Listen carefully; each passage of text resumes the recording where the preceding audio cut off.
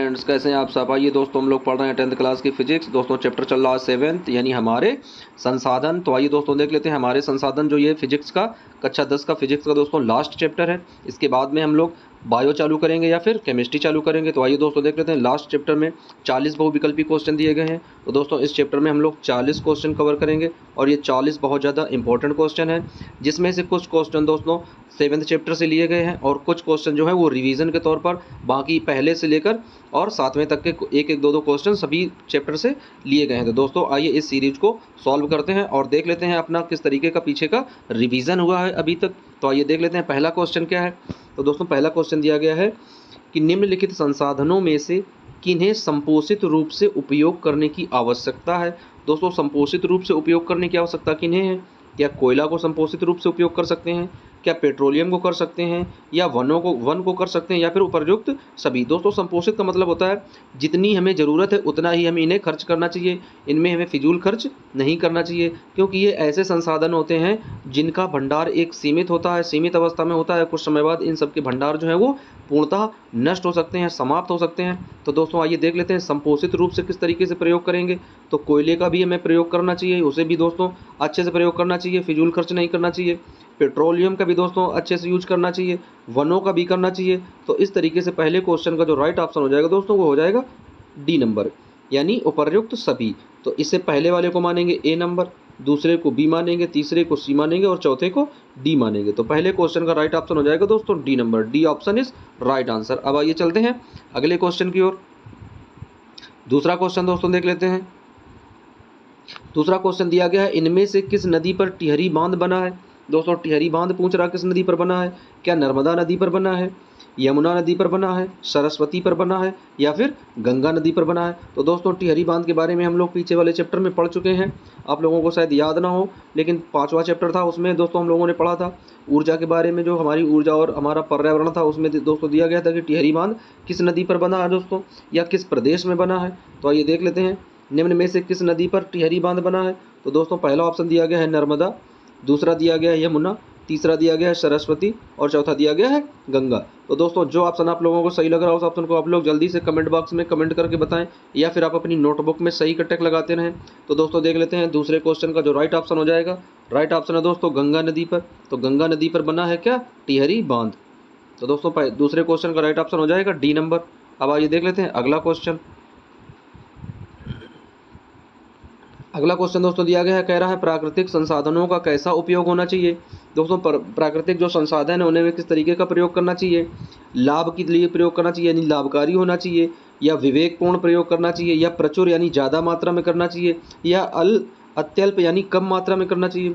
तो दोस्तों प्राकृतिक संसाधन है, इन्हें हमें जितना यूज करना होगा उतना तो दोस्तों हम लोग करेंगे ही, ना तो इन्हें ज़्यादा यूज कर सकते हैं और ना इन्हें कम मात्रा में यूज कर सकते हैं। बस एक इसमें दोस्तों कॉमन चीज़ है, और वो कॉमन चीज़ क्या है वो आप लोगों को पहचाननी है। ए नंबर सही है, बी सही है, सी सही है, या फिर डी सही है। तो जो ऑप्शन आप लोगों को दोस्तों सही लग रहा है उस ऑप्शन को आप लोग जल्दी से कमेंट करके बताएं कि इसका राइट ऑप्शन क्या हो जाएगा।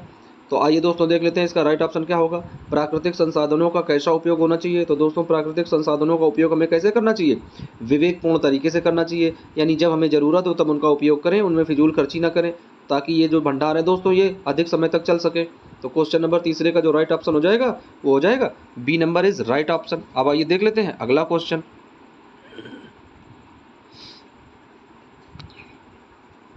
अगला क्वेश्चन दोस्तों दिया गया है, कह रहा विश्व में कितने प्रतिशत भाग में जल पाया जाता है। तो दोस्तों देख लेते हैं विश्व के कितने प्रतिशत भाग में जल पाया जाता है। 50% भाग में, 60% भाग में, 70% भाग में, या फिर 90% भाग में। तो दोस्तों विश्व में कितने प्रतिशत भाग में जल पाया जाता है। बहुत ही ईजी क्वेश्चन है। जो आंसर दोस्तों सही लग रहा हो आंसर को आप लोग जल्दी से कमेंट करें, उसके बाद में हम बताएंगे कि ए सही है, बी सही है, सी सही है, या फिर डी सही है। तो दोस्तों आइए देख लेते हैं क्वेश्चन नंबर चौथे का राइट ऑप्शन क्या हो जाएगा। तो दोस्तों क्वेश्चन नंबर चौथे का राइट ऑप्शन हो जाएगा 70%, यानी विश्व के कितने प्रतिशत भाग में जल पाया जाता है। तो दोस्तों विश्व के 70% भाग पर जल पाया जाता है, तो इसलिए इसका option number C is right answer हो जाएगा। अब आइए दोस्तों चलते हैं अगले क्वेश्चन की ओर। तो अगला क्वेश्चन दोस्तों देख लेते हैं। अगला क्वेश्चन फ्रेंड्स दिया गया है विश्नोई लोग किस वृक्ष के संरक्षण के लिए प्रसिद्ध हैं। दोस्तों विश्नोई जो है वो एक आदिवासी प्रजाति है दोस्तों, वो जंगलों में रहा करते थे। तो वो किस वृक्ष के लिए प्रसिद्ध है, यानी किस वृक्ष का संरक्षण करते थे वो लोग? पीपल के वृक्ष का, खेजड़ी के वृक्ष का, नीम के वृक्ष का, या फिर बरगद के वृक्ष का? तो आइए दोस्तों, हम लोग पीपल तो देखे हैं, जानते भी हैं, नीम भी जानते हैं, बरगद भी जानते हैं। खेजड़ी के बारे में थोड़ा आप लोगों को बता देते हैं, डिस्क्राइब कर देते हैं खेजड़ी का वृक्ष कैसा होता है। दोस्तों खेजड़ी का वृक्ष जो है ये मरुस्थल में पाया जाने वाला एक वृक्ष है। कहाँ पाया जाता है दोस्तों? ये मरुस्थल में पाया जाता है। तो जब ये मरुस्थल में दोस्तों पाया जाता है, मरुस्थल में पानी की मात्रा बहुत कम होती है। तो जो विश्नोई लोग हैं, विश्नोई प्रजाति के जो लोग हैं, इस खिजड़ी के वृक्ष के तने में इस तरीके का होल कर देते हैं। तो ये तना दोस्तों क्या करता है, इसकी जड़ें जो हैं वो 24 घंटे में यानी रात भर में इसकी जड़ें जो है नीचे ज़मीन से पानी की मात्रा को सोखकर ऊपर आकर उस होल में एकत्रित कर देती हैं। और जैसे एकत्रित हो जाता है दोस्तों, सुबह ये बिश्नोई लोग जाते हैं और यहाँ से ही पानी भर लेते हैं और इस पानी का उपयोग करते हैं दोस्तों पीने के लिए, अपने जीवन यापन करने के लिए। तो इस तरीके से खिजड़ी का जो दोस्तों ये वृक्ष है, इसका बिश्नोई लोग संरक्षण करते हैं। तो क्वेश्चन नंबर 5 का जो राइट ऑप्शन हो जाएगा वो हो जाएगा दोस्तों बी नंबर। तो दोस्तों ये थोड़ी इसकी हिस्ट्री थी खिजड़ी के वृक्ष की। अब आइए चलते हैं, अगला क्वेश्चन देख लेते हैं। अगला क्वेश्चन दोस्तों दिया गया है, कह रहा है किन कारणों से प्राकृतिक संसाधन नष्ट हो रहे हैं? भाई किन कारणों से प्राकृतिक संसाधन नष्ट हो रहे हैं? क्या शहरीकरण से नष्ट हो रहे हैं, या प्रदूषण से नष्ट हो रहे हैं, या ए व बी दोनों से हो रहे हैं, या फिर वृक्षारोपण से हो रहे हैं? तो दोस्तों 6वें क्वेश्चन का देख लेते हैं कि राइट आंसर क्या हो जाएगा। भाई किन कारणों से प्राकृतिक संसाधन नष्ट हो रहे हैं? शहरीकरण से, क्या शहरीकरण ज़्यादा हो रहा है, प्रदूषण से, या ए व बी दोनों से, या वृक्षारोपण से? दोस्तों इसका राइट आंसर जो भी आप लोगों को सही लग रहा हो आप लोग जल्दी से कमेंट करें कि इसका राइट आंसर क्या हो जाएगा। ए सही होगा, या बी सही होगा, या सी सही होगा, या फिर डी सही होगा? तो दोस्तों आइए देख लेते हैं कि इसका राइट आंसर क्या हो जाएगा।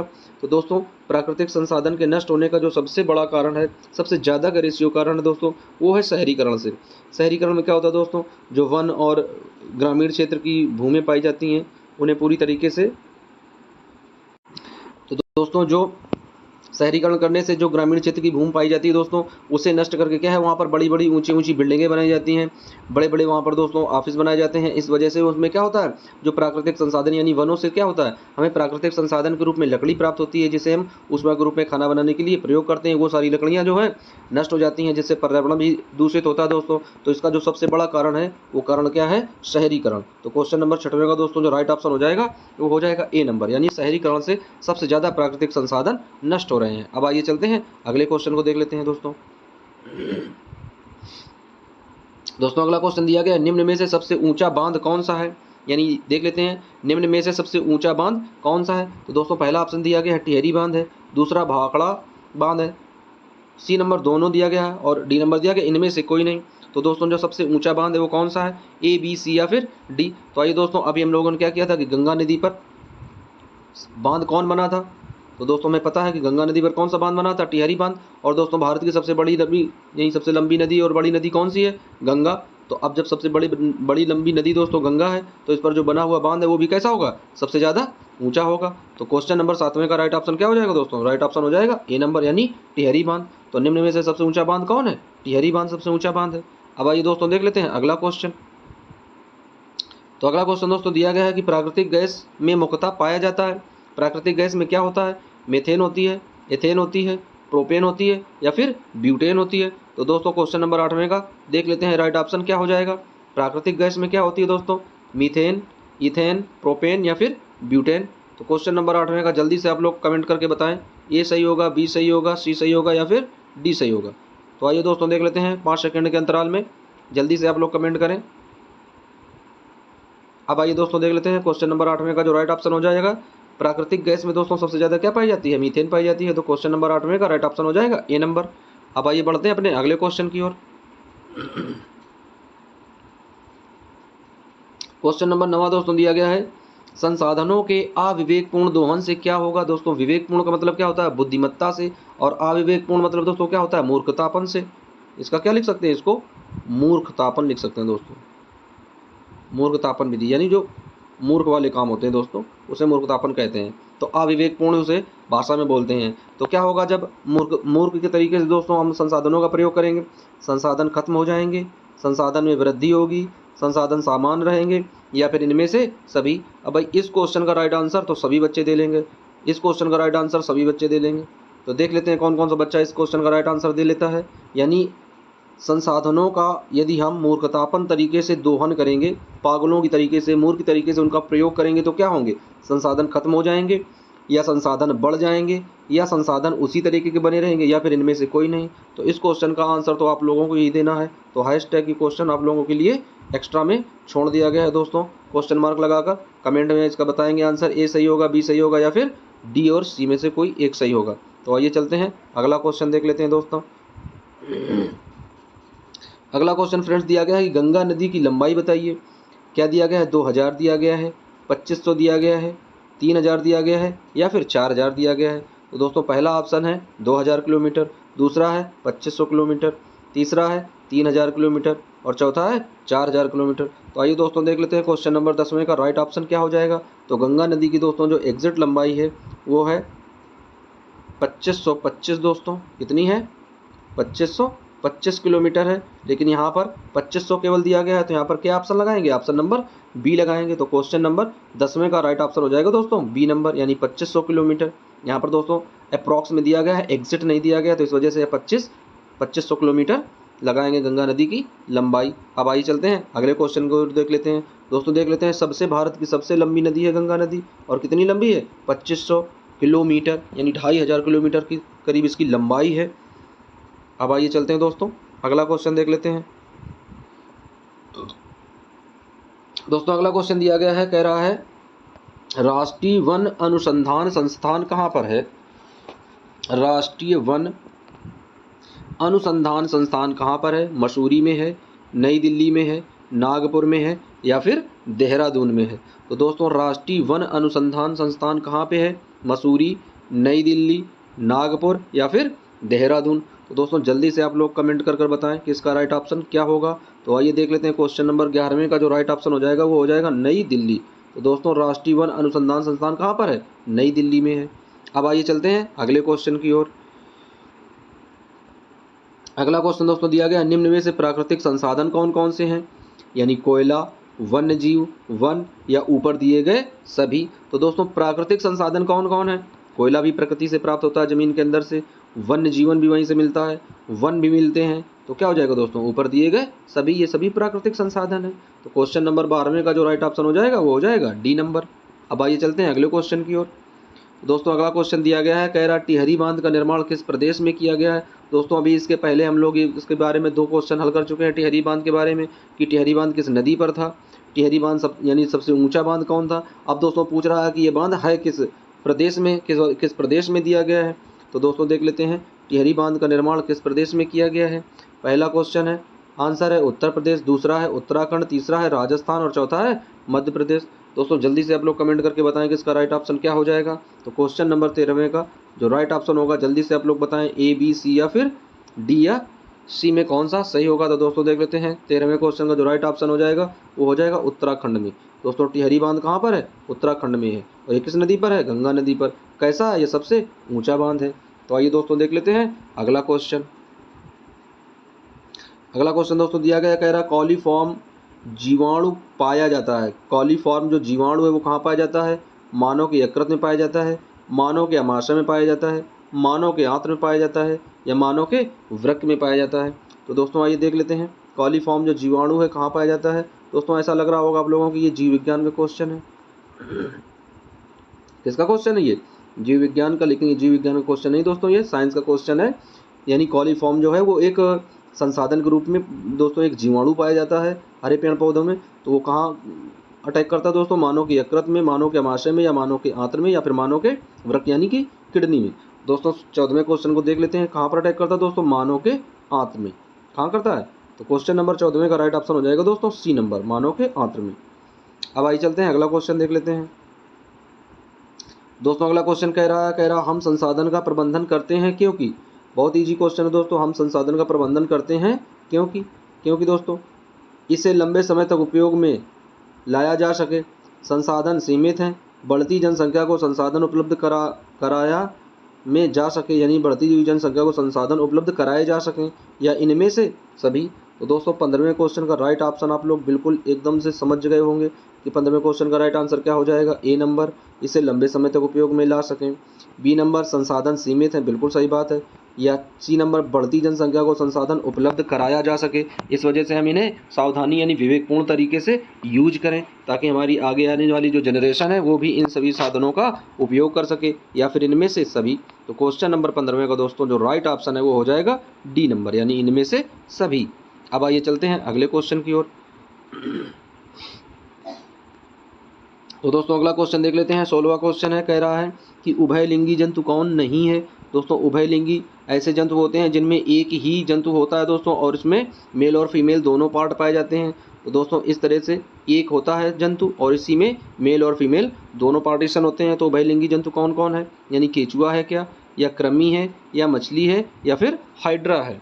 तो दोस्तों आइए देख लेते हैं उभयलिंगी जंतु कौन कौन सा होता है। 16वें क्वेश्चन का राइट ऑप्शन दोस्तों देख लेते हैं क्या हो जाएगा। उभयलिंगी केचुआ होगा, कृमि होगा, मछली होगा, या फिर हाइड्रा होगा। यानी जंतु कौन नहीं है, हमें ये देखना दोस्तों कौन नहीं है। तो दोस्तों इसका जो राइट ऑप्शन हो जाएगा 16वें क्वेश्चन का राइट ऑप्शन हो जाएगा दोस्तों वो हो जाएगा मछली। यानी मछली जो है दोस्तों ये उभयलिंगी नहीं है, क्योंकि मछली जो होते हैं वो दो अलग अलग होते हैं, यानी मेल फिश अलग होती है दोस्तों और फीमेल फिश अलग होती है। तो ये इसमें अलग अलग पार्ट होते हैं, इस वजह से मेल और फीमेल अलग होते हैं। उभयलिंगी क्या होते हैं दोस्तों, जिसमें मेल और फीमेल एक ही होते हैं दोस्तों। केचुआ जो होता है वो एक ही केचुआ होता है और उसी के अंदर मेल और फीमेल पार्ट पाए जाते हैं। कृमि भी होता है दोस्तों, वो भी कैसा होता है, उसी में मेल होता है और वही फीमेल का काम करता है दोस्तों। उसी तरीके से हाइड्रा होता है दोस्तों। हाइड्रा आप लोगों ने देखा होगा, एक जली पौधा है इस तरीके का, इस तरीके से हाइड्रा निकला होता है, ऐसे जल में होता है दोस्तों, और यहीं से इसके ये बडिंग निकली होती है। तो दोस्तों जब छोटा सा हाइड्रा ये बडिंग हो जाती है, बडिंग ये निकल जाती है, तो यहाँ पर एक ये जाकर नया हाइड्रा इस तरीके से बना देती है। तो दोस्तों ये जो होते हैं ये उभयलिंगी होते हैं, यानी इनमें ही मेल और फीमेल के पार्ट पाए जाते हैं। तो इसमें उभयलिंगी कौन सा नहीं है, तो दोस्तों इसमें मछली जो है वो उभयलिंगी नहीं है। तो क्वेश्चन नंबर 16 का राइट ऑप्शन हो जाएगा सी नंबर। अब आइए चलते हैं दोस्तों अगला क्वेश्चन देख लेते हैं। क्वेश्चन नंबर 17 दोस्तों दिया गया है, कह रहा है कोयला एवं पेट्रोलियम महत्वपूर्ण संसाधन है। कोयला और पेट्रोलियम महत्वपूर्ण संसाधन है, काहे के, वनस्पति के, या ईंधन जलीय चक्रण के, या जीवाश्म ईंधन के, या उपर्युक्त सभी। दोस्तों 17वां नंबर क्वेश्चन है, कोयला और पेट्रोलियम ये कैसे संसाधन है। तो सबसे पहले तो हमें ये समझना चाहिए कि ये संसाधन किस तरीके के होते हैं दोस्तों। आप लोगों ने पढ़ा होगा क्लास में कि ये कैसे संसाधन पाए जाते हैं। ये होते हैं जीवाश्म संसाधन। कैसे होते हैं, जीवाश्म। तो ये कैसे ईंधन बन जाएंगे, जीवाश्म ईंधन बन जाएंगे। तो क्वेश्चन नंबर 17 का जो राइट ऑप्शन होगा वो हो जाएगा सी नंबर, यानी जीवाश्म ईंधन। अगला देख लेते हैं दोस्तों। अगला क्वेश्चन दिया गया है 18वां क्वेश्चन है दोस्तों, दिया गया प्राकृतिक चयन का सिद्धांत किसने दिया है। दोस्तों प्राकृतिक चयन जो है उसका सिद्धांत किसने दिया है, लेमार्क ने दिया है, एरिस्टो ने दिया है, डार्विन ने दिया है, या फिर स्पेंसर ने दिया है। दोस्तों प्राकृतिक चयन का क्या मतलब होता है, प्रकृति जिसे चयन करती है। क्या दोस्तों, प्रकृति जिसे चयन करती है उसे प्राकृतिक चयन बोलते हैं। और दोस्तों इसमें क्या है, जो चीज़ें हमारे पास होती हैं और यदि हम उनका उपयोग करना बंद कर दें तो वो धीरे धीरे नष्ट हो जाती हैं। एग्जाम्पल के तौर पर दोस्तों पहले जो हैं वो सर्प के पैर हुआ करते थे। सबसे पहले क्या है, सर्प के पैर होते थे, लेकिन कुछ समय बाद सर्प ने क्या किया, चलने के लिए पैरों से वह दूर की यात्रा जो है तय करने में उसे बहुत समय लगता था। इस वजह से वो पैर ऊपर करके और आगे की वजह से घिसलन के द्वारा चलने लगा और उसकी यात्रा सुलभ हो गई।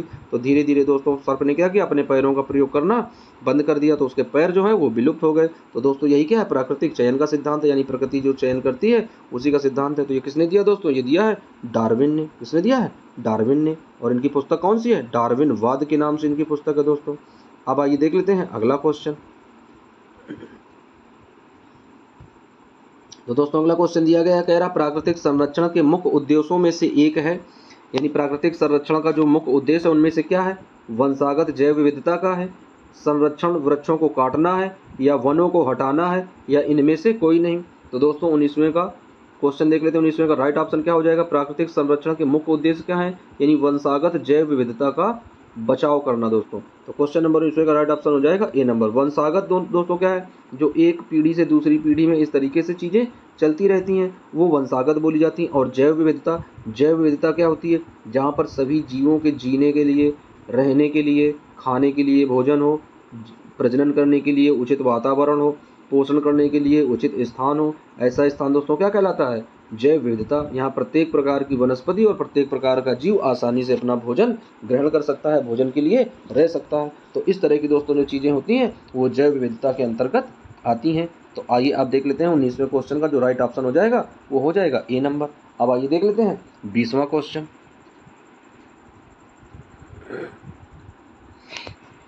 दोस्तों 20वां क्वेश्चन दिया गया, कह रहा प्रकृति में पाए जाने वाला महत्वपूर्ण अजैवी संसाधन निम्न में से कौन सा है। तो दोस्तों आइए देख लेते हैं, प्रकृति में पाया जाने वाला सबसे महत्वपूर्ण अजैवी संसाधन कौन सा है, यानी अजैवी भी हो और संसाधन भी हो। कैसा है दोस्तों, क्या वो जल है या वन है या कोयला है या फिर पेट्रोलियम है। तो आइए दोस्तों देख लेते हैं, पेट्रोलियम और कोयला ये तो दोनों जीवाश्म हैं। वन जो है दोस्तों ये भी उसी कैटेगरी में आते हैं। तो यहाँ पर जो जल दिया गया है ये कैसा है, यह एक अजैवी संसाधन है। कैसा दोस्तों, अजैवी है। और वन कैसे होते हैं, इसमें पेड़ पौधे होते हैं दोस्तों, तो ये जैवी संसाधन में आ जाता है। तो यहाँ पर क्या दिया गया, प्रकृति में पाया जाने वाला सबसे महत्वपूर्ण अजैवी संसाधन कौन सा है, तो दोस्तों वो संसाधन है जल। तो क्वेश्चन नंबर 20वें का जो राइट ऑप्शन हो जाएगा दोस्तों हो जाएगा ए नंबर। अब आइए चलते हैं अगला क्वेश्चन देख लेते हैं फ्रेंड्स। अब आइए दोस्तों देख लेते हैं क्वेश्चन नंबर 21वां। तो दोस्तों क्वेश्चन नंबर 21वां दिया गया है, कह रहा बांध बनाने में सबसे अधिक हानि होती है। दोस्तों बांध बनाने में सबसे अधिक हानि किसकी होती है, वनों की होती है, घरों की होती है, नदियों की होती है या मनुष्यों की होती है। तो आइए दोस्तों देख लेते हैं, जब वन बांध बनाए जाते हैं दोस्तों तो एक भूमि का बहुत बड़ा भूभाग लेकर उसमें क्या करते हैं दोस्तों, पानी एकत्रित करने के लिए चारों तरफ से चार दीवारें उठाते हैं और उसी में पानी एकत्रित करते हैं, जिससे बहुत अधिक मात्रा में वनस्पतियां और वनों को हानि पहुंचती है। तो बांध बनाने में सबसे ज़्यादा हानि दोस्तों किसे होती है, वनों की होती है। तो क्वेश्चन नंबर 21 का राइट ऑप्शन दोस्तों जो हो जाएगा वो हो जाएगा ए नंबर, यानी क्वेश्चन नंबर 21 का राइट ऑप्शन हो जाएगा ए नंबर। अब आइए चलते हैं अपने अगले क्वेश्चन की ओर। दोस्तों अगला क्वेश्चन दिया गया है, कह रहा बांध बनाने से मनुष्यों को किस प्रकार की हानि सहनी पड़ती है। दोस्तों जब बांध बनाए जाते हैं तो मनुष्यों को किस प्रकार की हानि जो है वो सहनी पड़ती है। ए नंबर दिया गया है उचित मुआवजा नहीं मिल पाता है, बी नंबर दिया गया उनके खेत नष्ट हो जाते हैं, सी में दिया गया है ए व बी दोनों, या डी में दिया गया इनमें से कोई नहीं। तो दोस्तों इसका जो राइट ऑप्शन हो जाएगा वो क्या हो जाएगा, यानी बांध बनाने से मनुष्यों को किस प्रकार की हानि होती है। दोस्तों जहाँ पर बांध बनाए जाते हैं बड़े बड़े वहाँ पर दोस्तों नदियों में बांध बनाए जाते हैं, पानी को एकत्रित किया जाता है, जिसके बाद में वहाँ पर पावर सप्लाई यानी बिजली बनाने के लिए प्लांट लगाए जाते हैं। उससे क्या होता है, जो भूमि किसानों की उस बांध में चली जाती है दोस्तों, उस भूमि के लिए उन्हें क्या है, उचित मुआवजा नहीं मिल पाता है। तो क्वेश्चन नंबर 22वें का राइट ऑप्शन होगा दोस्तों ए नंबर, यानी उन्हें उचित मुआवजा नहीं मिल पाता, यही सबसे बड़ी उनकी हानि होती है। अब आइए देख लेते हैं अगला क्वेश्चन। तो दोस्तों अगला क्वेश्चन दिया गया, बांध बनाने से होने वाले लाभ कौन कौन से हैं। भाई आइए देख लेते हैं कि बांध जब बनाया जाता है तो उससे कौन कौन से हमें लाभ प्राप्त होते हैं। बिजली उत्पादन होती है, बिल्कुल सही बात है। रोजगार मिलता है दोस्तों, क्योंकि जब वहाँ पर बांध बनाया जाएगा वहाँ पर काम होगा तो लोगों की ज़रूरत होगी। अब जब लोगों की ज़रूरत होगी तो उन्हें रोजगार के रूप में रखा जाएगा, जिसके लिए उन्हें वेतन वगैरह दिया जाएगा, भत्ता वगैरह दिया जाता है। उसके बाद दोस्तों क्या होता है, जल संरक्षण, बिल्कुल सही बात है। जहाँ पर बांध बनाया जाता है वहाँ बहुत बड़ी मात्रा में नदियों का जल जो है वो एकत्रित किया जाता है और उन्हें धीरे धीरे करके छोड़ा जाता है, या इनमें से सभी। तो दोस्तों जो सभी ऑप्शन लग रहे हैं तो इसमें सभी ऑप्शन सही लग रहे हैं। तो क्वेश्चन नंबर 23 का राइट ऑप्शन क्या हो जाएगा, डी नंबर। तो क्वेश्चन नंबर 23 का राइट ऑप्शन हो जाएगा डी। अब आइए चलते हैं अगले क्वेश्चन की ओर। दोस्तों अगला क्वेश्चन दिया गया है, कह रहा है लिक्विड गोल्ड किसे कहते हैं। दोस्तों लिक्विड गोल्ड का मतलब होता है द्रव सोना, इसको क्या बोलते हैं, द्रव सोना, यानी लिक्विड गोल्ड किसे कहते हैं, या इसी को बोला जाता है पीला सोना। क्या बोला जाता है, पीला सोना। दोस्तों पीला सोना किसे बोलते हैं, किन्हें कहा जाता है, क्या कोयले को कहा जाता है या पेट्रोलियम को कहा जाता है या ए व बी दोनों को कहा जाता है या फिर कोई भी नहीं। तो दोस्तों क्वेश्चन नंबर 24वें का जो आंसर आप लोगों को सही लग रहा हो जल्दी से आप लोग कमेंट करके बताएं कि क्वेश्चन नंबर 24वें का राइट ऑप्शन क्या होगा, ए बी सी या फिर डी। अब आइए दोस्तों देख लेते हैं कि क्वेश्चन नंबर 24 का जो राइट ऑप्शन है वो क्या हो जाएगा, यानी लिक्विड गोल्ड किसे कहा जाता है। दोस्तों लिक्विड गोल्ड कहा जाता है पेट्रोलियम को। तो क्वेश्चन नंबर 24 का जो राइट ऑप्शन है वो हो जाएगा बी नंबर, यानी B option is right answer. अब आइए दोस्तों देख लेते हैं अगला क्वेश्चन। अगला क्वेश्चन दिया गया है, कह रहा सबसे अधिक जैव विविधता वाला स्थान है, यानी सबसे अधिक जैव विविधता किस स्थान पर पाई जाती है, कहाँ पर पाई जाती है भारत में। उत्तराखंड में पाई जाती है क्या, साइलेंट वैली में पाई जाती है क्या, शिमला में पाई जाती है क्या, या कश्मीर में पाई जाती है। दोस्तों जैव विविधता के बारे में भी आप लोगों को हम बता चुके हैं कि जैव विविधता ऐसा स्थान होता है जहाँ पर सभी जीव जंतु वनस्पतियों के रहने के लिए उचित दोस्तों पोषण करने के लिए, प्रजनन करने के लिए उत्सर्जन करने के लिए सभी सुविधाएं होती हैं, वह स्थान जैव विविधता कहलाता है। यहाँ पर दोस्तों अत्यधिक मात्रा में बारिश होती है, यहाँ की जो वनस्पतियाँ हैं वो सदाबहार होती हैं, यानी 12 महीने वो हरी भरी रहती हैं। तो दोस्तों भारत में ऐसा स्थान कहाँ पर है जहाँ जैव विविधता सबसे अधिक पाई जाती है? क्या उत्तराखंड में पाई जाती है, या साइलेंट वैली में पाई जाती है, या शिमला में पाई जाती है, या फिर कश्मीर में पाई जाती है? तो दोस्तों क्वेश्चन नंबर 25 का राइट ऑप्शन जो होगा, जल्दी से आप लोग कमेंट करें। आइए देख लेते हैं, इसका राइट आंसर हो जाएगा दोस्तों साइलेंट वैली। क्या हो जाएगा इसका राइट आंसर? साइलेंट वैली, यानी क्वेश्चन नंबर 25 का राइट ऑप्शन हो जाएगा बी नंबर, साइलेंट वैली। और दोस्तों ये कहाँ पर है? ये केरल में पाई जाती है साइलेंट वैली। अब आइए दोस्तों देख लेते हैं अगला क्वेश्चन। दोस्तों अगला क्वेश्चन दिया गया, कह रहा पर्यावरणीय आपदाएं कौन कौन सी होती हैं? दोस्तों पर्यावरणीय आपदाएं कौन कौन सी होती हैं, यानी पर्यावरण के द्वारा आने वाली आपदाएं क्या हैं? आंधी है, तूफान है, सुनामी है, या फिर सभी हैं? तो दोस्तों पर्यावरणीय आपदाएं का मतलब होता है प्राकृतिक आपदाएं। क्या मतलब होता है दोस्तों? इसका मतलब होता है प्राकृतिक आपदाएं। तो दोस्तों प्राकृतिक आपदाएं कैसी कौन कौन सी हैं? आंधी आना भी प्रकृति की देन है, तूफान आना भी प्रकृति की देन है, सुनामी भी प्रकृति की देन है। तो इसका मतलब क्वेश्चन नंबर 26 का जो राइट ऑप्शन हो जाएगा वो हो जाएगा डी नंबर। तो कई बच्चों ने राइट आंसर दिया है। क्वेश्चन नंबर 26 का राइट ऑप्शन है दोस्तों डी नंबर। अब आइए देख लेते हैं अगला क्वेश्चन।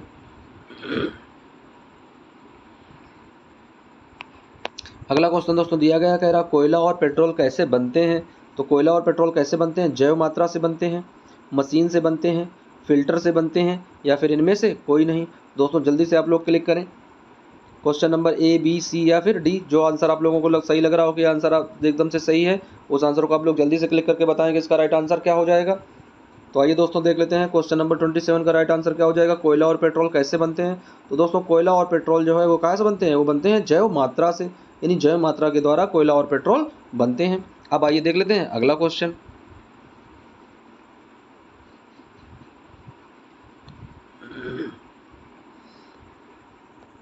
तो आइए दोस्तों देख लेते हैं, कह रहा है अगला क्वेश्चन, कह रहा है चिपको आंदोलन कहाँ से प्रारंभ हुआ दोस्तों? तो आइए देख लेते हैं चिपको आंदोलन कहाँ से प्रारंभ हुआ। रेणी गांव से, उत्तराखंड से, बिहार से, या फिर मेघालय से? दोस्तों जल्दी से आप लोग क्लिक करके बताएं ए, बी, सी या फिर डी में से कौन सा आंसर सही है। बहुत ही नंबर 1 क्वेश्चन है दोस्तों। आप लोगों ने पढ़ा भी होगा जब चिपको आंदोलन बताया गया था कि वो कौन से गाँव से प्रारंभ हुआ था। तो आइए दोस्तों आप देख लेते हैं इसका राइट आंसर क्या होगा। क्वेश्चन नंबर 28 का राइट आंसर होगा दोस्तों आंदोलन कहाँ से प्रारंभ हुआ। तो दोस्तों वो राज्य कौन सा है? वो राज्य है उत्तराखंड। लेकिन उत्तराखंड में जिला कौन सा है? दोस्तों उत्तराखंड राज्य का, आइए पूरी जानकारी दे देते हैं दोस्तों। उत्तराखंड राज्य का दोस्तों जिला है चमोली। कौन सा जिला है? चमोली।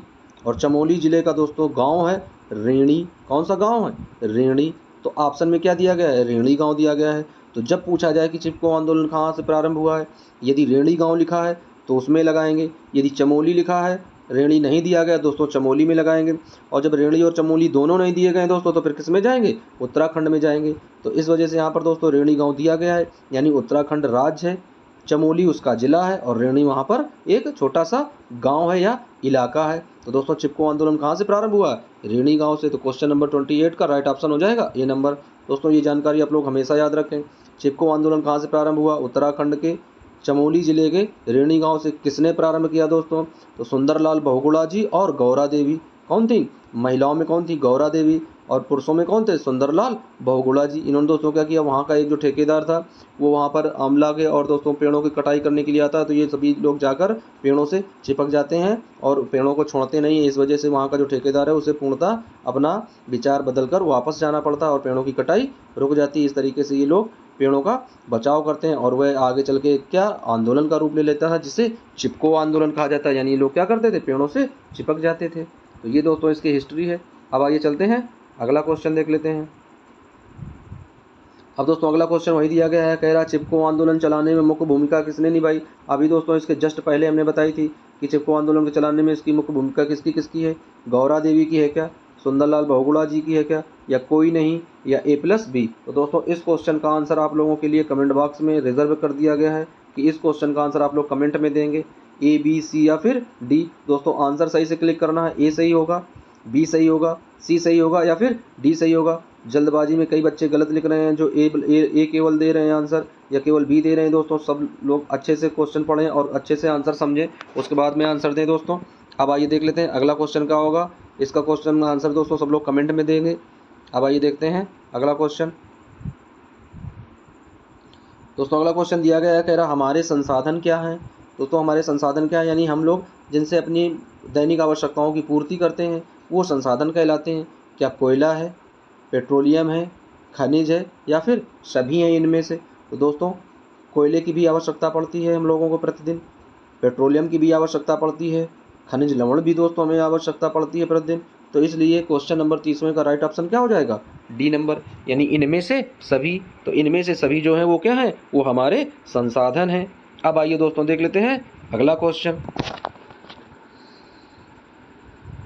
अब आइए दोस्तों देख लेते हैं, रिवीजन चल रहा है दोस्तों, रिवीजन करते हैं। पीछे के 30 क्वेश्चन हम लोगों ने सॉल्व कर लिए 7वें चैप्टर के दोस्तों। अब आइए देख लेते हैं 10 क्वेश्चन जो होंगे 30 से 31 से 40 तक, वो दोस्तों रिवीजन होगा पहले चैप्टर से लेकर और इस चैप्टर तक के। तो आइए देख लेते हैं 31वां क्वेश्चन क्या है। बहुत ही इजी क्वेश्चन रखे गए हैं। कह रहा 5 ओम तथा 7 ओम के 2 प्रतिरोध हैं जो क्रमशः श्रेणी क्रम में संयोजित हैं, तो परिपथ का तुल्य प्रतिरोध ज्ञात कीजिए। भाई इससे ज़्यादा इजी क्वेश्चन मिलने वाला है नहीं, यानी इसे मान लेते हैं, पहले वाले को मान लेते हैं R1 और दूसरे वाले को मान लेते हैं R2।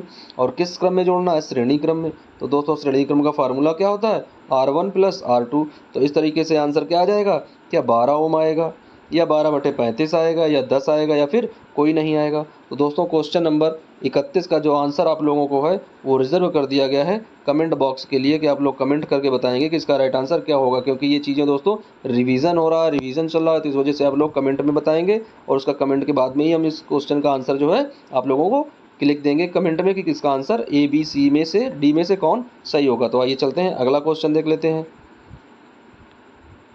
अब आइए दोस्तों देख लेते हैं अगला क्वेश्चन क्या है। बहुत इजी क्वेश्चन है। तारे क्यों टिमटिमाते हैं, प्रकाश के अपवर्तन के कारण, प्रकाश के परावर्तन के कारण, या प्रकाश के प्रकीर्णन के कारण, या वायुमंडलीय अपवर्तन के कारण। तो दोस्तों 4 ऑप्शन दिए गए हैं A, B, C या D। इनमें से जो आंसर आप लोगों को सही लगे उस आंसर को आप लोग कमेंट में कमेंट करके बताएंगे। ये भी दोस्तों रिवीजन क्वेश्चन है और होमवर्क के क्वेश्चन है दोस्तों, एक बार हम लोग सॉल्व कर चुके हैं कि तारे क्यों टिमटिमाते हैं। तो दोस्तों हम लोग यही देख रहे हैं कि आप लोगों को कितनी चीज़ें याद है, आप लोगों ने कितना रिवीजन किया है। तो इसका भी आंसर आप लोग कमेंट बॉक्स में देंगे कि कमेंट में इसका आंसर क्या होगा। बहुत ईजी क्वेश्चन है फ्रेंड्स। अब आइए दोस्तों देख लेते हैं क्वेश्चन क्या दिया गया चंद्रमा से आकाश का रंग दिखाई पड़ता है। यानी जब जो व्यक्ति जो एस्ट्रोनॉट चंद्रमा पर जाते हैं वहाँ से जब आकाश देखते हैं तो आकाश कैसा दिखाई पड़ता है दोस्तों, पीला दिखाई पड़ता है, काला दिखाई पड़ता है, लाल दिखाई पड़ता है, या फिर हरा दिखाई पड़ता है। तो दोस्तों इसका राइट आंसर देख लेते हैं। और चंद्रमा से दोस्तों आकाश का रंग कैसा दिखाई पड़ता है, तो चंद्रमा से जब आकाश को देखते हैं दोस्तों वो काला दिखाई पड़ता है। तो क्वेश्चन नंबर 23 का राइट ऑप्शन हो जाएगा बी नंबर। अब दोस्तों जो जो एस्ट्रोनॉट अंतरिक्ष में जाते हैं, चंद्रमा पर जाते हैं, वहाँ पे अभी दोस्तों फ़िलहाल की बात है, आप लोगों को शायद पता नहीं होगा, अपने देश की जो एक महान अंतरिक्ष यात्री यानी अंतरिक्ष जो साइंटिस्ट हैं दोस्तों, सुनीता विलियम्स जी, वो अभी पिछली 4 जुलाई को गई थी, 4 जून को दोस्तों गई थी अंतरिक्ष स्टेशन में, जहाँ पर अपोलो यान उनका क्षतिग्रस्त हो गया है दोस्तों। उसमें कुछ तकनीकी खराबी आ गई जिसके कारण से वो वहीं पर अंतरिक्ष में फंसी हैं और वापस पृथ्वी पर नहीं आ पा रही हैं। हालांकि नासा के जो वैज्ञानिक हैं वो भरपूर कोशिश कर रहे हैं उन्हें वापस लाने के लिए। तो दोस्तों ये अपडेट है आप लोगों के लिए, और थोड़ा न्यूज़ से भी आप लोग जुड़े रहिएगा, देखते रहिएगा दोस्तों देश दुनिया और विश्व में कौन सी चीज़ें हो रही हैं। अब आइए देख लेते हैं अगला क्वेश्चन। दोस्तों अगला क्वेश्चन दिया गया, कह रहा दूरदृष्टि दोष के निवारण के लिए कौन सा लेंस प्रयोग करते हैं। दोस्तों दूरदृष्टि दोष के लिए कौन सा लेंस लगाते हैं, उत्तल लेंस लगाते हैं, उत्तल दर्पण लगाते हैं, अवतल लेंस लगाते हैं, या फिर अवतल दर्पण लगाते हैं। बहुत ही इजी क्वेश्चन है दोस्तों, आप लोग जल्दी से कमेंट बॉक्स में इसका आंसर कमेंट करके बताएं इसका राइट आंसर क्या होगा। ये सारे क्वेश्चन रिवीजन क्वेश्चन है, एक बार आप लोग पढ़ चुके हो, होमवर्क के क्वेश्चन है दोस्तों। जल्दी से आप लोग इनके आंसर आप लोग कमेंट करके बताएंगे, सभी क्वेश्चन के आंसर जो भी दोस्तों बहुत इजी क्वेश्चन है, ये सारे क्वेश्चन हम लोग कर चुके हैं पहले से ही। अब आइए देख लेते हैं अगला क्वेश्चन। दोस्तों अगला क्वेश्चन दिया गया, कह रहा विद्युत सेल का कार्य क्या है। विद्युत सेल क्या करता है दोस्तों, यांत्रिक ऊर्जा को विद्युत ऊर्जा में बदलता है, या विद्युत ऊर्जा को यांत्रिक ऊर्जा में बदलता है, या ऊर्जा एकत्रित करता है, या फिर इनमें से कोई नहीं। दोस्तों विद्युत सेल का कार्य क्या है, यांत्रिक ऊर्जा को विद्युत ऊर्जा में परिवर्तित करना, या विद्युत ऊर्जा को यांत्रिक ऊर्जा में परिवर्तित करना, या ऊर्जा को एकत्रित करना। दोस्तों विद्युत सेल क्या करता है, ये उसमें क्या होता है दोस्तों, यांत्रिक यानी रासायनिक ऊर्जा को विद्युत ऊर्जा में बदलता है, ये कार्य करता है दोस्तों। तो क्या हो जाएगा, विद्युत यानी यांत्रिक ऊर्जा को विद्युत ऊर्जा में परिवर्तित कर देता है। और यहाँ पर यांत्रिक ऊर्जा की जगह दोस्तों क्या होगा, रासायनिक ऊर्जा को, क्योंकि विद्युत सेल में क्या होता है, रसायन भरा होता है, तो दोस्तों रासायनिक ऊर्जा को विद्युत ऊर्जा में परिवर्तित कर देता है। ये इसका कार्य होता है विद्युत सेल का। तो अब आइए दोस्तों देख लेते हैं, इसमें भी आप लोगों को आंसर देना है, ए सही होगा, बी सही होगा, सी सही होगा या फिर डी सही होगा। जो आंसर आप लोगों को सही लगे कमेंट में कमेंट करके बताएंगे इसका राइट आंसर क्या हो जाएगा। अब आइए दोस्तों देख लेते हैं, अगला क्वेश्चन दिया गया है। अगला क्वेश्चन कह रहा है कि अवतल दर्पण से आभासी और सीधा प्रतिबिंब कम बनता है। दोस्तों अवतल दर्पण की वो कौन सी स्थिति होती है जब प्रतिबिंब आभासी और सीधा बनता है, जब बिंब सी व एफ के मध्य हो, जब बिंब एफ व ओ के मध्य हो, जब बिंब अनंत पर हो, या जब बिंब सी पर हो। तो क्वेश्चन नंबर ए, बी, सी या डी। जो आंसर आप लोगों को सही लग रहा हो जल्दी से आप लोग कमेंट करके बताएं। इस क्वेश्चन के लिए दोस्तों 15 सेकंड का समय है आप लोगों के पास। 15 सेकंड के बाद इसका आंसर हम बताएंगे। विलंब न करें दोस्तों, जल्दी से दिमाग लगाएं कि अवतल दर्पण से बनने वाले प्रतिबिंब आभासी और सीधे कब होते हैं। हालांकि अवतल दर्पण से जो प्रतिबिंब बने थे उनकी 6 कंडीशन थी दोस्तों, आप लोगों को बता दें। 6 में से 5 कंडीशन में क्या होता था, जहाँ पर प्रतिबिंब वास्तविक और उल्टे बनते थे। एक कंडीशन कैसी होती थी, जहाँ पर प्रतिबिंब आभासी और सीधा बनता था। वो कंडीशन कैसी थी, जहाँ पर बिंब हम कहाँ रखते थे, फोकस और ओ के मध्य, यानी केंद्र के मध्य। यहाँ पर ओ क्या है दोस्तों, ये प्रकाशिक बिंदु होता है। तो जहाँ पर एफ व ओ के मध्य रखते थे बिंब, तब वहाँ पर क्या होता था, आभासी और सीधा प्रतिबिंब बनता था। तो क्वेश्चन नंबर 36 का राइट आंसर हो जाएगा दोस्तों बी नंबर, जब बिंब एफ व ओ के मध्य हो। अब आइए चलते हैं अगला क्वेश्चन देख लेते हैं। दोस्तों अगला क्वेश्चन दिया गया है, कह रहा है किसी लेंस की फोकस दूरी 20 सेंटीमीटर है, तो उस लेंस की क्षमता बताइए। दोस्तों क्षमता ज्ञात करनी है, P बराबर पावर निकालना है। तो क्या होता है दोस्तों, पावर 1/f, और ये दोस्तों किस में होता है, मीटर में। तो अब इस क्वेश्चन को आप लोग सॉल्व कर पाओगे। ये फोकस दूरी 20 दी गई है, ये 1/f, बस इसे मीटर में करना है। तो मीटर को सेंटीमीटर को जब मीटर में कन्वर्ट करेंगे तो क्या आ जाएगा दोस्तों, यहाँ पर क्या आ जाएगा इसका आंसर, कह रहा है 5 डायोप्टर आएगा, 4 डायोप्टर आएगा, 8 डायोप्टर आएगा या फिर 2 डायोप्टर आएगा। तो क्वेश्चन नंबर 27 को जल्दी से आंसर सॉल्व करें बच्चों। 10 सेकंड का समय है, उसके बाद में इसका आंसर हम बता रहे हैं। इसका आंसर क्या हो जाएगा, 20 सेंटीमीटर है फोकस दूरी, तो इसकी क्षमता क्या होगी। तो आइए दोस्तों देख लेते हैं, 1/20। अब दोस्तों सेंटीमीटर को जब मीटर में बदलेंगे तो यहाँ 10⁻² से मल्टीप्लाई करेंगे। जब ये नीचे माइनस का ऊपर जाएगा तो प्लस का हो जाएगा दोस्तों। तो जब ये प्लस का हो जाएगा तो यहाँ पर 100 कर देंगे। अब जब 100 कर देंगे तो 0 से 0 चला जाएगा, 2 से 10 को कट करेंगे तो उसमें हो जाएगा 5 डायोप्टर। तो क्वेश्चन नंबर 37 का राइट ऑप्शन हो जाएगा दोस्तों ए नंबर, यानी 5 डायोप्टर आ जाएगा। अब आइए चलते हैं अगले क्वेश्चन की ओर। दोस्तों अगला क्वेश्चन दिया गया है, कह रहा है विभवांतर का मात्रक क्या होगा। तो आइए दोस्तों देख लेते हैं विभवांतर का मात्रक क्या होगा। तो कह रहा वोल्ट होगा। तो क्या वोल्ट होगा विभवांतर का मात्रक, या जूल प्रति कूलाम होगा, या फिर न्यूटन होगा, या फिर कोई नहीं। तो आइए दोस्तों देख लेते हैं विभवांतर का मात्रक क्या होगा। तो जल्दी से आप लोग बताएं कमेंट करके कि इसका राइट आंसर क्या होने वाला है, ए, बी, सी या फिर डी। 10 सेकंड का समय है दोस्तों, 10 सेकंड में जल्दी से इसका आंसर क्लिक करें। 10 सेकंड का समय है। अब आइए दोस्तों देख लेते हैं कि इसका राइट आंसर क्या होगा। तो जिन बच्चों ने क्वेश्चन नंबर 30 दोस्तों जिन बच्चों ने क्वेश्चन 38 का ए ऑप्शन दिया है वो भी सही है, और जिसने बी ऑप्शन दिया है वो भी सही है, यानी ए बी इसका सही है और बी भी सही है। इसके दोनों ऑप्शन सही है। क्यों सही है दोस्तों, आइए देख लेते हैं। विभवांतर को कैसे लिखते हैं, वी से। तो वी बराबर क्या होता है दोस्तों, W/Q। अब इसका जब मात्रक निकालते हैं तो W का जूल हो जाता है कार्य का, और आवेश का कूलाम, तो जूल प्रति कूलाम ही बन जाता है। और जब दोनों को मिला देते हैं दोस्तों तो ये वोल्ट के बराबर हो जाता है। किसके बराबर हो जाता है, वोल्ट के। तो वोल्ट भी सही हो जाएगा और जूल प्रति कूलाम भी सही हो जाएगा। तो जिस बच्चे ने ए ऑप्शन दिया उसका भी सही है, और जिसने बी ऑप्शन दिया उसका भी सही है। तो दोनों आंसर सही हैं। अब आइए चलते हैं अगले क्वेश्चन की ओर। दोस्तों अगला क्वेश्चन दिया गया है, कह रहा है विद्युत चुम्बकीय प्रेरण सिद्धांत किसने दिया है।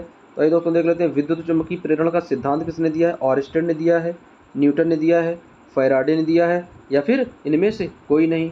दोस्तों जल्दी से आप लोग कमेंट करके बताएं कि क्वेश्चन नंबर 39 का राइट ऑप्शन क्या होगा। विद्युत चुम्बकीय प्रेरण का सिद्धांत किसने दिया है, ऑरिस्टन ने, न्यूटन ने, फैराडे ने, या फिर इनमें से कोई नहीं। तो आइए दोस्तों देख लेते हैं इसका राइट आंसर क्या हो जाएगा। विद्युत चुम्बकीय प्रेरण का जो सिद्धांत है वो दिया है फैराडे ने। उन्होंने क्या किया था, 2 कुंडली बनाई थी दोस्तों, जिसमें से एक कुंडली में धारा प्रवाहित करते थे तो उस कुंडली के माध्यम से दूसरे कुंडली में भी धारा प्रवाहित होती थी। अब आइए देख लेते हैं अगला क्वेश्चन, और दोस्तों ये है अंतिम क्वेश्चन। दोस्तों आइए अंतिम क्वेश्चन देख लेते हैं। कह रहा प्रिज्म स्पेक्ट्रम में वर्णक्रम होता है। प्रिज्म स्पेक्ट्रम का वर्णक्रम क्या होता है? तो आइए दोस्तों देख लेते हैं किस तरीके से बना होता है वर्णक्रम। क्या ए सही है, बी सही है, सी सही है या फिर डी सही है? दोस्तों जल्दी से आप लोग कमेंट करें ए, बी, सी या फिर डी। इस क्वेश्चन का आंसर आप लोग कमेंट करके बताएंगे। ये क्वेश्चन दोस्तों कमेंट के लिए फिक्स कर दिया गया है। कमेंट बॉक्स में इसका आंसर चाहिए सभी बच्चों के लिए और सभी बच्चे इस क्वेश्चन का आंसर कमेंट करके बताएंगे ए, बी, सी या फिर डी कौन सही है। और ये भी बताएंगे कि पहला कलर कौन सा होता है और अंतिम कलर यानी जो सबसे ज़्यादा परावर्तित होता है वो कौन सा है और जो सबसे कम होता है वो कौन सा है। दोस्तों दोनों का आंसर बताएंगे आप लोग। क्वेश्चन नंबर 40 का प्रिज्म स्पेक्ट्रम में वर्णक्रम कौन सा सही है, ए, बी, सी या फिर डी। तो दोस्तों इस तरीके से हम लोगों ने 7वां चैप्टर था उसके 40 महत्वपूर्ण बहुविकल्पी क्वेश्चंस को दोस्तों सॉल्व कर लिया है। अब देखते हैं इसके नेक्स्ट वीडियो में स्टार्ट करेंगे दोस्तों। इसके बाद में बायोलॉजी और बायोलॉजी का पहला चैप्टर देखेंगे। उससे पहले दोस्तों thanks for watching my YouTube channel. दोस्तों यदि अभी तक आप लोगों ने चैनल सब्सक्राइब नहीं किया है तो दोस्तों यदि आप लोगों को पढ़ाई अच्छी लग रही हो तो एक बार चैनल सब्सक्राइब कर लें। और वीडियो में दोस्तों यदि आप लोगों को ज़रा भी अच्छी चीज़ें लगी हो कि नहीं आप लोगों को एग्ज़ाम में आने के काबिल कोई चीज़ें हैं तो वीडियो को लाइक कर दें और हो सके दोस्तों तो एक कमेंट करके जाइएगा। उसके बाद में दोस्तों हम मिलते हैं इसके नेक्स्ट वीडियो में। आप लोग कमेंट करके बताएंगे कि इसके बाद में बायोलॉजी स्टार्ट की जाए या फिर केमिस्ट्री स्टार्ट की जाए, क्योंकि दोस्तों हम लोग फिजिक्स के पूरे पार्ट ऑलरेडी सॉल्व कर चुके हैं पहले चैप्टर से लेकर 7वें चैप्टर तक और उसके साथ में बहुविकल्पी जो क्वेश्चन सीरीज़ थी वो भी सॉल्व कर चुके हैं। अब इसके बाद में दोस्तों केमिस्ट्री स्टार्ट की जाए या बायोलॉजी स्टार्ट की जाए। आप लोग कमेंट करके बताएंगे कि केमिस्ट्री स्टार्ट करें या फिर बायोलॉजी के पहले चैप्टर से स्टार्ट करें। तो मिलते हैं दोस्तों इसके नेक्स्ट वीडियो में। जब तक के लिए आप लोग पढ़ते रहिए और अच्छे से तैयारी करते रहिए। दोस्तों अब पूरी चैप्टर क्लियर हो गए हैं। अब इसके बाद में एक टेस्ट करेंगे जिसमें फिजिक्स के पहले पार्ट से लेकर और अंतिम यानी लास्ट पार्ट तक के जितने भी बहुविकल्पी क्वेश्चन होंगे कम से कम 100 बहुविकल्पी क्वेश्चन का एक वीडियो लेकर आएंगे, मैराथन वीडियो लेकर आएंगे। उसमें दोस्तों अच्छे से रिवीजन करेंगे पूरे बहुविकल्पी क्वेश्चंस का। और उससे पहले दोस्तों आप लोगों को वीडियो के माध्यम से बताया जाएगा कि कब टेस्ट वो किया जाएगा। आप लोग उनको रिवीजन करते रहिएगा, दोहराते रहिएगा। मिलते हैं दोस्तों नेक्स्ट वीडियो में। जब तक के लिए थैंक्स दोस्तों, अच्छे से पढ़ाई करते रहिए। मिलते हैं फ्रेंड।